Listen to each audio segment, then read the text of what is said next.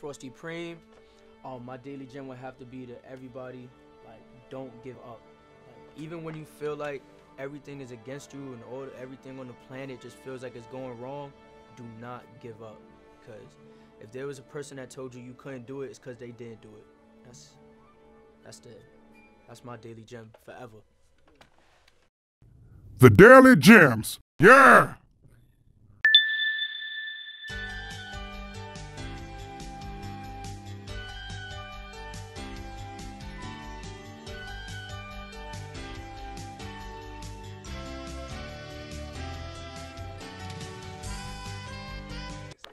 Dave West. Dave West? We're in action. Dave Matthews Band. So where you from, yo? I'm from Brooklyn. I'm from Williamsburg, Bushwick area. Like, I grew up in Williamsburg, and then like I started becoming like a teenager, I got into Bushwick. But I used to go out to see my family out in Oakland, shit like that. But I say like I'm from Bushwick, Williamsburg, Brooklyn. Okay. So how have you seen your neighborhood change as you've grown up? Oh, it sucks. Like, all my friends' parents struggling like crazy. Like my neighborhood went from being, you know, a bunch of Spanish kids, bunch of black kids. We used to be outside all day playing ball, doing all that shit. Now, like, too big of a tournament, the cops are stopping it. Just anything. Barbecue that used to be in front of the building every year. We not balling no more. It's not happening. Like, nothing's happening. Like, you can't do anything. And then, like, we see a bunch of, like, the people that come from other places, and they get to have everything. They get to have their block parties and use the field that we play football on Sundays for soccer now. So, like, everything done changed in my neighborhood. Things that was cheap is now expensive. So, that's the way.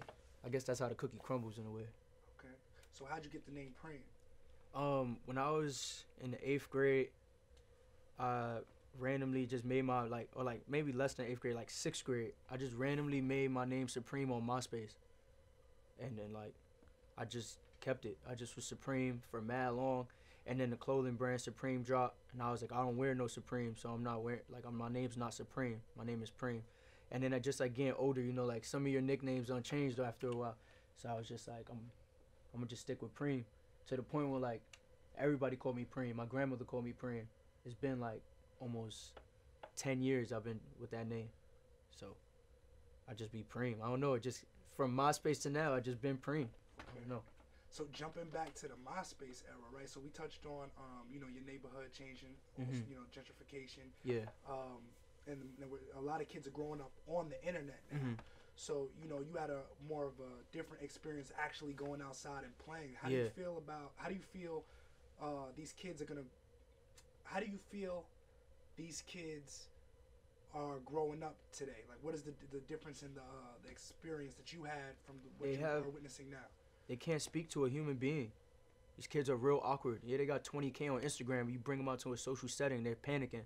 They scared of humans. So I've seen that tons of times. You locked in your house all day. Yeah, you famous on Instagram. That don't mean nothing.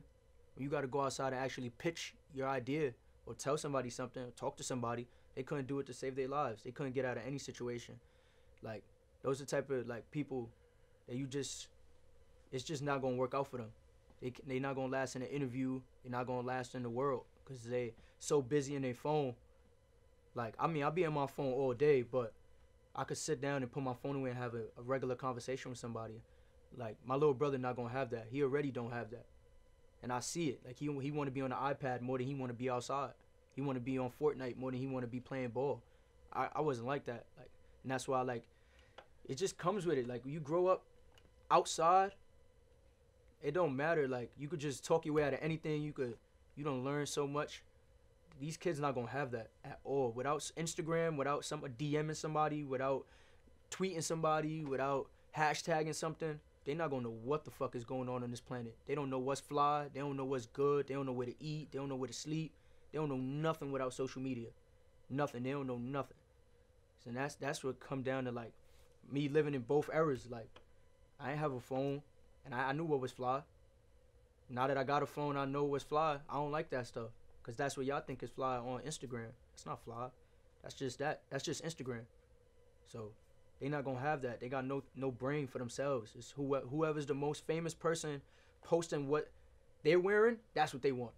They don't want nothing else. They want exactly what Drake got on. They want exactly what Migos got on. They don't want nothing else.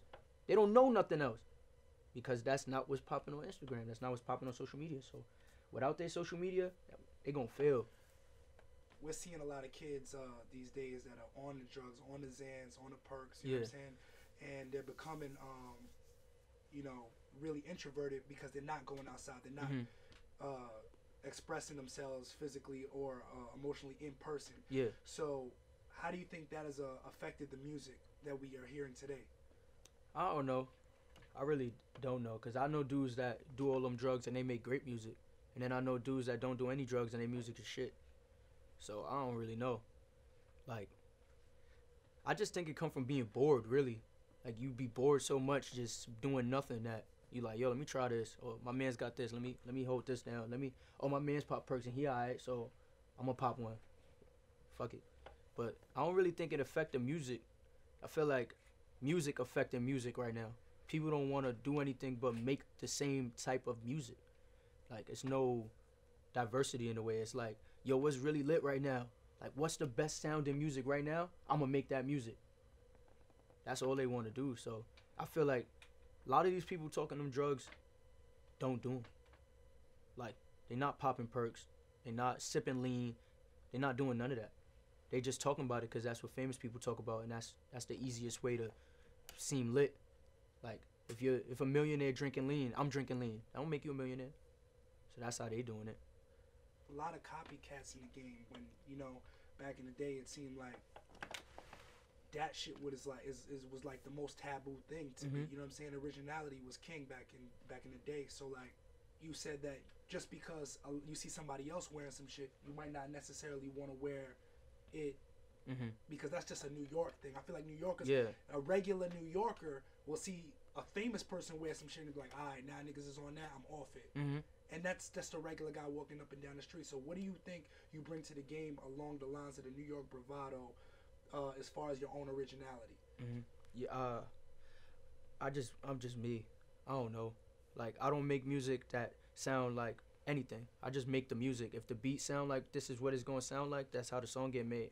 I'm not trying to be like, oh, let me rap like J. Cole on this.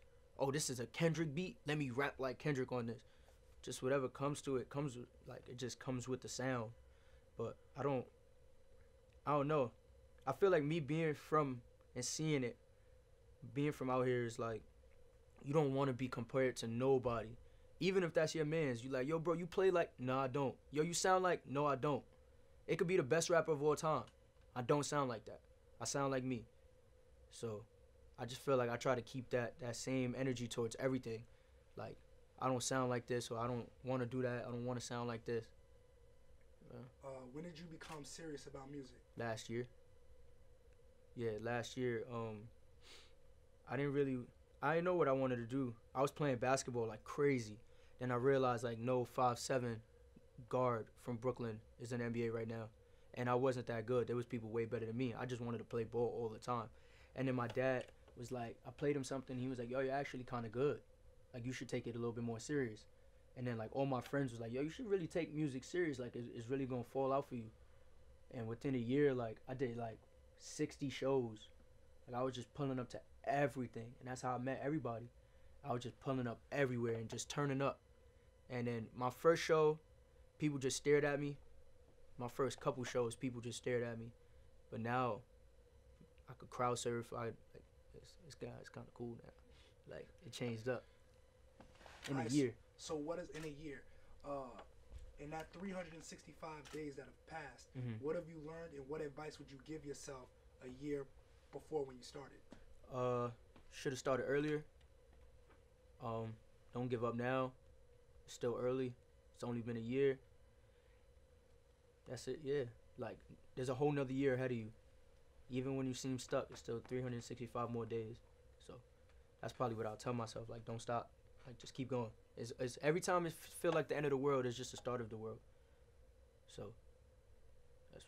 It's interesting that you said your pops heard your music and was like fucking with it. You know, we living in a time now where hip hop's been around for like 40 plus years. Where you can have a father figure or somebody in your family that is a mentor or guardian.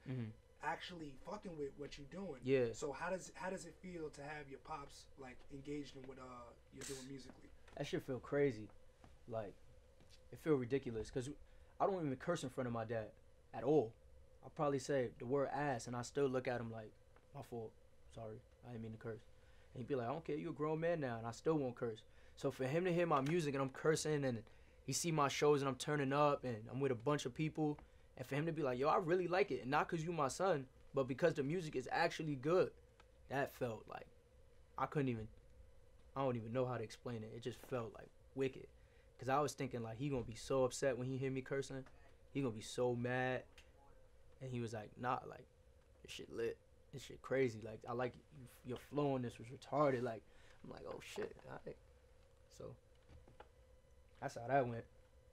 Okay. All right. So, what are some of the biggest hurdles that you faced in this 1 year? I mean, it's a short process, but what are some of the hurdles you faced? Yo, I mean, like, just a lot of fake shit. Just, like, a lot of fucking fake shit. I don't know. Like, people just be fake. Like most of the hurdles is just recognizing it. Really, in the last year, I done seen people that wouldn't write back to me if I asked them for a feature to write into me for a feature, or I hit you up, be like, yo, bro, let's work, and you be like, yeah, bro, I got you right now. Yo, I charge. And I'd be like, I bet. I'm not gonna send you no bread. You regular dude, like you live up the block from me. And you gonna sit here and be like, nah, bro, yeah. What's your budget? And now they hitting me up. I'm hitting them with the same thing. Yo, what's your budget? Like, how much you gonna pay me? Because when you was getting 2,000 plays on SoundCloud, I was hyped. Like, yo, this bro got 2,000 plays. Like, yo, I want to work with you, bro. I'm hitting 500 plays. What's up? Like, let's do something. Now I hit 15K. You want to work with me? Like, you just got that hurdle. It's an indefinite hurdle in music. But once you realize it, like, you're going to have to just keep jumping, really. If it's going to be hurdles, you're just going to have to keep jumping forever. But that's been, like, the biggest hurdle is just realizing who is fake, who is really out to put me on, who is on to put themselves on, who getting back at somebody through my music, who trying to get on through my music. Like, that's just been it, being around all these fake people. How do you keep genuine people in your circle, and how do you build your team? I tell you my worst idea and see what you think about it. And I tell you my best idea and see what you think about it. If you agree with both of them, you're not really my mans. You just agreeing. Because if I tell you right now I'm going to go get my face tatted, you be like, go get it, you don't really fuck with me. You don't care. Now, what if music don't fall out? You going to work for me? No. You're not going to get up every morning and be like, yo, bro, let me go to work today 16 hours and split my 8 hours with Preme and split my 8 hours with me. Because he got a face tattoo, so he can't get a job now. No. But then I'll tell you, like, yo, bro, I'm about to, just get on my fashion shit, start shooting videos. You be like, yeah, I'm with that too. You're like, so what you really with, bro? My whole future or just this little bit of future right here? That's how I'll be giving it up. I see what people say. Like, if you agree with everything I say, I already don't fuck with you. If you agree with, like, I could say something, you be like, yeah, that's lit. And I look over, and I know it ain't lit. Like, you don't really, I just said that shit being an idiot, and you fucking with it? Nah, bro, I can't fuck with you. So. Okay, so what would you be doing if you didn't get into rap? I don't even know. I really don't know. Probably still be playing ball. Like, I really don't know. It literally overnight became like my life.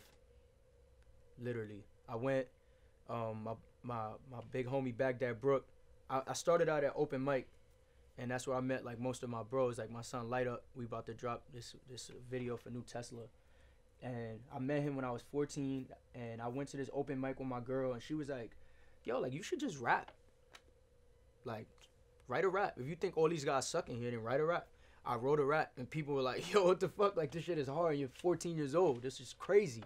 And it was on a Schoolboy Q beat. Mad random. I found it on YouTube. I've never heard the song back then. And I just rapped on it. People fucked with it. And Light Up was like, yo, you should really take it serious. As soon as he said that, I was 14. I was like, man, I'm not taking rap serious.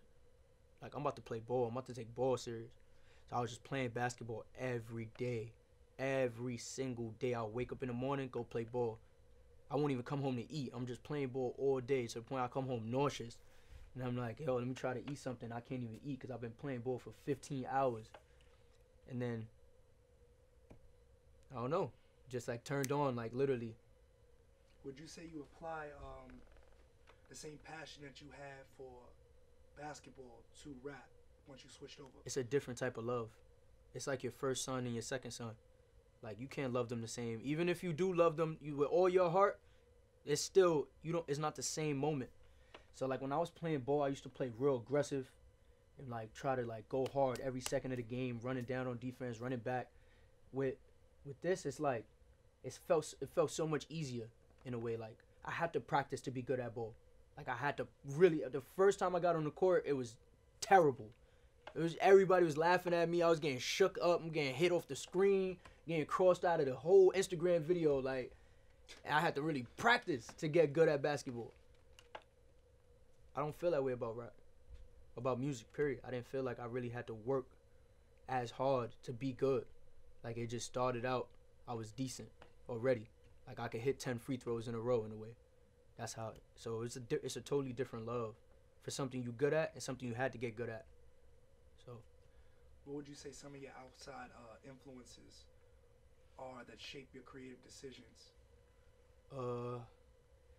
Outside of music? Outside of music. Probably just, I don't know. Outside of music, like, there's a lot of things. There's a lot of art, fashion, a bunch of things. Just, it could be something regular. Like, it won't even have to be nothing crazy. Just something could influence. I could hear anything, a noise or something, and it'll influence something else. But so, a lot of times it's fashion. So you would say that you're kind of like always plugged in? Yeah. Ready to absorb what you're, ready to absorb and put it back into the music, so you're always paying attention. Yeah. To everything. Like, even the smallest conversation could end up in a song. Okay, so we like to do this thing at Above the Radar, where we ask you, you say you from Williamsburg. What's something that's like top 5 in your hood that's like slept on? Like, a lot of people, unless you right from that zone, a lot of people wouldn't know about it. Like, what's some like a dope spot in your hood that you like to chill at, or it could be anything. Ain't nothing over there no more. I'm not even gonna hold you. We used to be at some spot called The City Don't Sleep.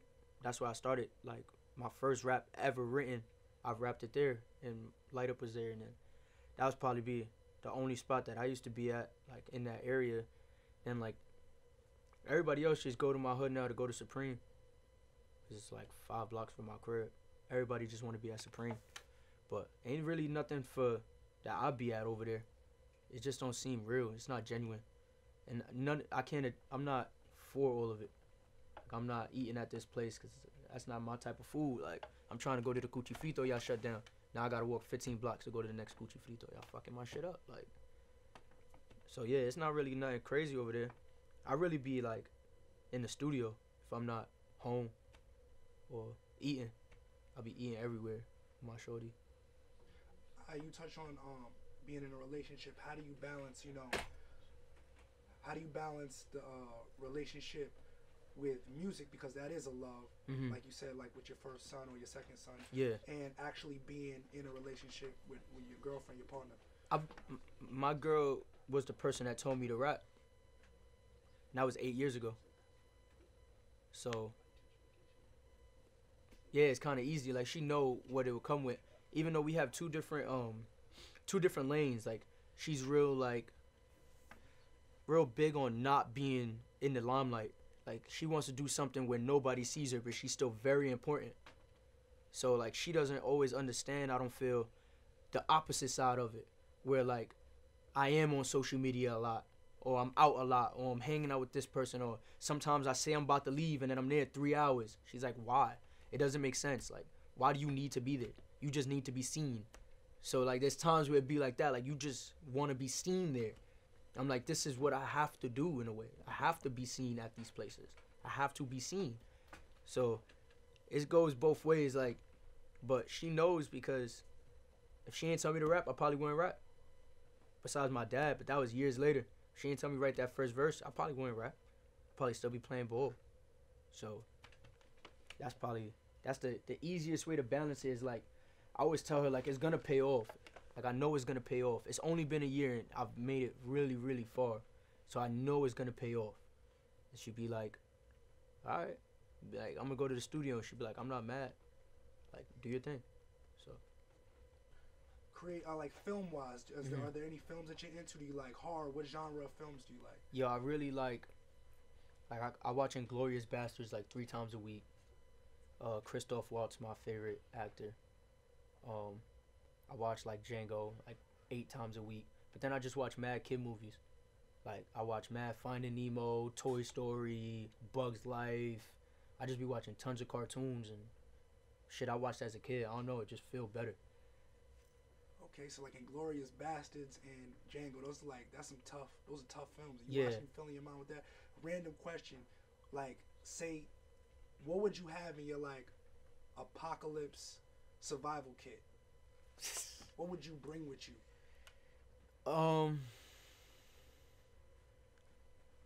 Damn, like 8 niggas from Chicago.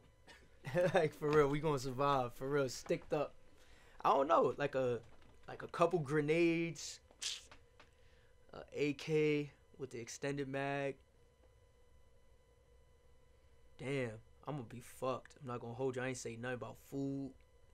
I just named guns. Yo, that's crazy, bro. I would be fucked now that you just asked me that. I gotta get my survival tactics up. Yo, yeah, I'm fucked. Alright. Zombies definitely eating my ass up. Like, I'm done, bro. I'm finished. Anything I didn't tackle, I'm tackling now. For the whole rest of this year, everybody's plate is my plate in a way. Like I see something I like on everybody's plate, and I'm hungry, so I'm just gonna try to eat. Frsty Preme. My daily gem would have to be to everybody, like, don't give up. Like, even when you feel like everything is against you and everything on the planet just feels like it's going wrong, do not give up. Because if there was a person that told you you couldn't do it, it's because they didn't do it. That's my daily gem forever. On the next episode of Above the Radar, we've got